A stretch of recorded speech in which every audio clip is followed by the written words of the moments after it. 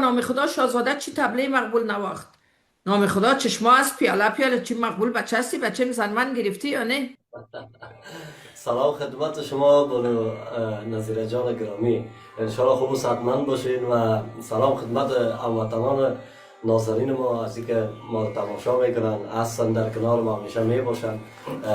عید سعید فطر از صمیم قلب بر شما تبریک عرض میکنم.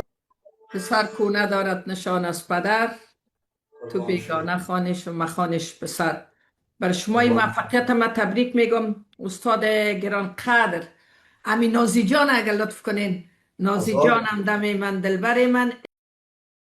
نازی جانم دم من دلبر من، نازی هم دم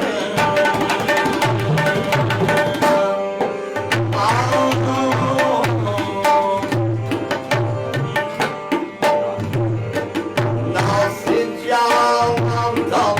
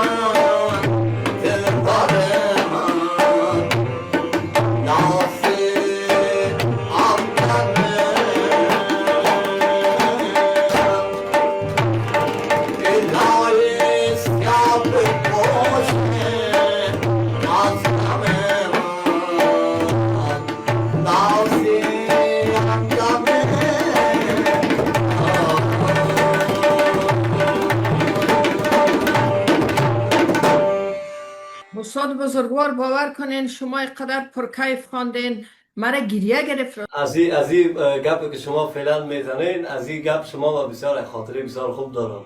اگر لطف کنین بگوین که از استاد بزرگوار این بخش چند پسر چند نواسه استعداد از پدر گرفتن.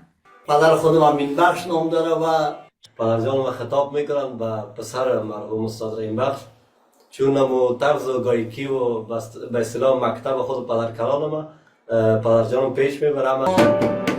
ایلا بیاره